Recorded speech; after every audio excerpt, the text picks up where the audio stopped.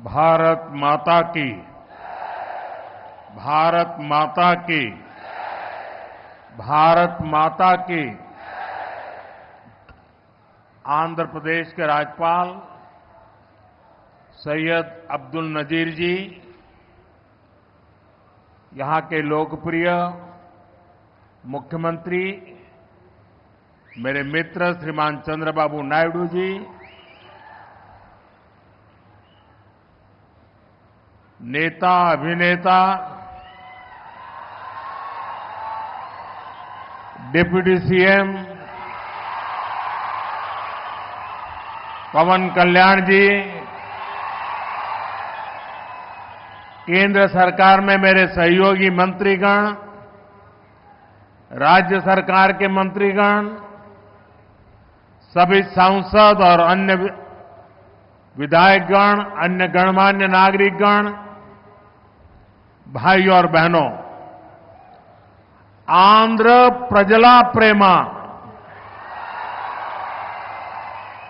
मरियू అభిమానానికి నా కృతజ్ఞతలు, నా అభిమానాన్ని చూపినచే అవకాశం ఇప్పుడు లభించింది। मैं सबसे पहले सीमाचलम वरालक्ष्मी नरसिम्हा स्वामी को प्रणाम करता हूं। साथियों,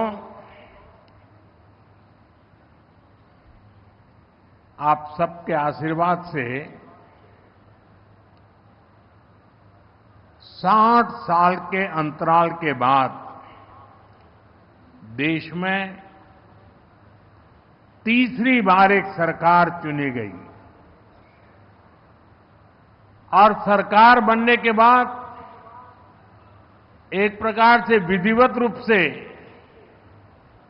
मेरा ये पहला कार्यक्रम है और जो शानदार स्वागत सम्मान आपने किया, रास्ते भर जिस प्रकार से लोग आशीर्वाद दे रहे थे और आज चंद्रबाबू ने अपने भाषण में सारे सिक्सर लगा दिए हैं। उनके एक एक शब्द के स्पिरिट को, उनकी भावना को मैं आदर करता हूं और मैं आंध्रवासियों से, देशवासियों से विश्वास दिलाता हूं कि जो भावना आज चंद्रबाबू प्रकट कर रहे थे, हम सब मिलकर के उन लक्ष्यों को अवश्य पार करेंगे। साथियों, हमारा आंध्र प्रदेश संभावनाओं का और अवसरों का, पॉसिबिलिटीज और अपॉर्चुनिटीज का राज्य है। जब आंध्र की ये पॉसिबिलिटीज साकार होगी तो आंध्र भी विकसित बनेगा और तभी भारत भी विकसित राष्ट्र बनेगा। इसलिए आंध्र का विकास ये हमारा विजन है। आंध्र के लोगों की सेवा ये हमारा संकल्प है। आंध्र प्रदेश ने 2047 तक राज्य को करीब करीब $2.5 ट्रिलियन की इकोनॉमी बनाने का लक्ष्य रखा है। इस विजन को साकार करने के लिए चंद्रबाबू गारू की सरकार ने स्वर्ण आंध्र एट 2047 की पहल की है। इसमें केंद्र की एनडीए सरकार भी आंध्र प्रदेश के हर लक्ष्य के साथ कंधे से कंधा मिलाकर चल रही है। इसलिए केंद्र सरकार लाखों करोड़ की योजनाओं में आंध्र को विशेष प्राथमिकता दे रही है। आज यहां 2 लाख करोड़ रुपए से ज्यादा के प्रोजेक्ट का उद्घाटन और शिलान्यास किया गया है। ये प्रोजेक्ट्स आंध्र प्रदेश को विकास को नई ऊंचाई देंगे। मैं इन डेवलपमेंट प्रोजेक्ट के लिए आंध्र प्रदेश समेत पूरे देश को बधाई देता हूं। साथियों, आंध्र प्रदेश अपने इनोवेटिव नेचर के कारण आईटी और टेक्नोलॉजी का इतना बड़ा हब है।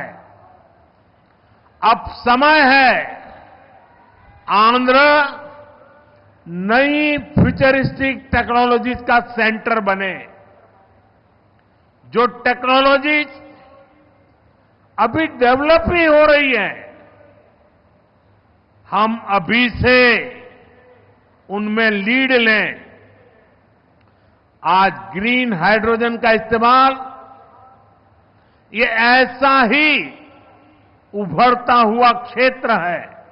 देश ने 2023 में नेशनल ग्रीन हाइड्रोजन मिशन की शुरुआत की थी।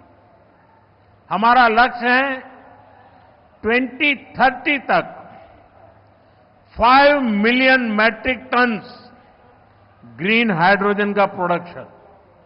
इसके लिए शुरुआती चरण में 2 ग्रीन हाइड्रोजन हब स्थापित होंगे, जिनमें से एक हमारा विशाखापट्टनम है।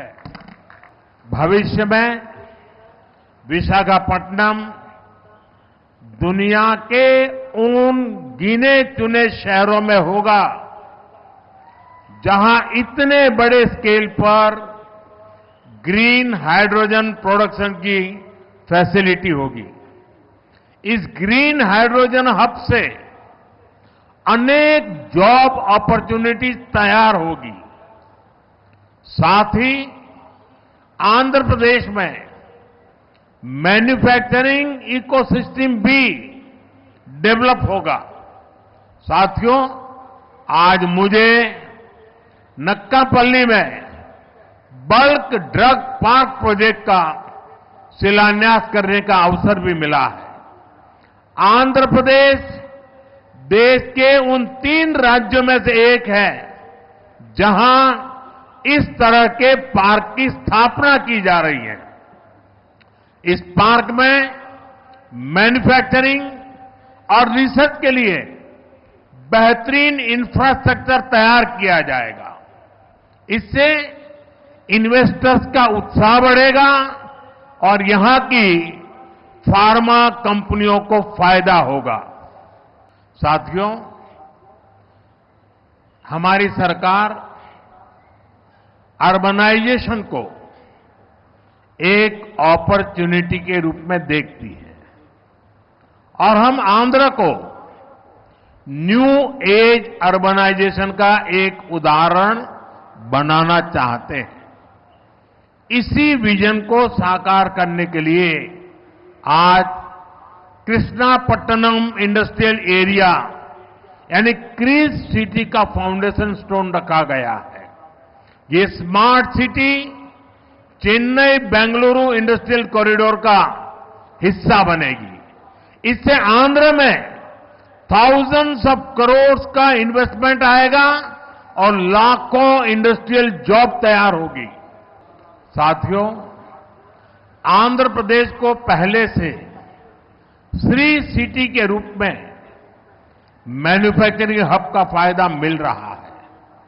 हमारा प्रयास है कि आंध्र प्रदेश इंडस्ट्रियल और मैन्युफैक्चरिंग के क्षेत्र में देश के टॉप स्टेट्स में शामिल हो। मैन्युफैक्चरिंग को बढ़ावा देने के लिए हमारी सरकार पीएलआई जैसी स्कीम्स चला रही है।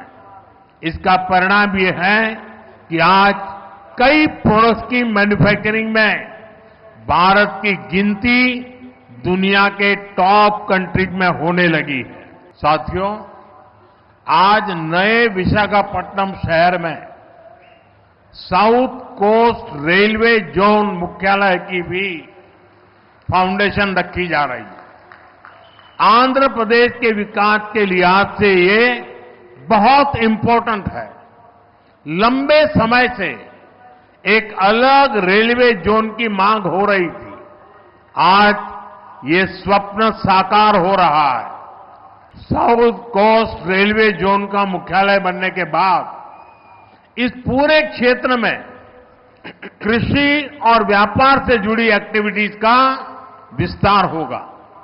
इसके अलावा टूरिज्म क्षेत्र और लोकल इकोनॉमी को भी प्रगति के नए अवसर मिलेंगे। आज यहां कनेक्टिविटी से जुड़े थाउजेंड्स ऑफ करोड़ के प्रोजेक्ट्स का उद्घाटन और शिलान्यास भी हुआ है। रेलवे के क्षेत्र में आंध्र प्रदेश उन राज्यों में शामिल है जहां 100% इलेक्ट्रिफिकेशन हो चुका है। आंध्र प्रदेश के 70 से ज्यादा रेलवे स्टेशनों को अमृत भारत स्टेशन योजना के तहत डेवलप किया जा रहा है। आंध्र प्रदेश के लोगों की ईज ऑफ ट्रेवल के लिए 7 वंदे भारत ट्रेनें और अमृत भारत ट्रेन भी चलाई जा रही है। साथियों, आंध्र में ये infrastructure revolution, better connectivity, better सुविधाएं, इनसे पूरे प्रदेश का लैंडस्केप बदलेगा। इससे ईज ऑफ लिविंग और ईज ऑफ डूइंग बिजनेस बढ़ेगा। यही विकास आंध्र की करीब $2.5 ट्रिलियन इकोनॉमी का आधार बनेगा। साथियों, विशाखापट्टनम और आंध्र प्रदेश के कोस्ट सैकड़ों वर्षों से भारत के ट्रेड का गेटवे रहे हैं।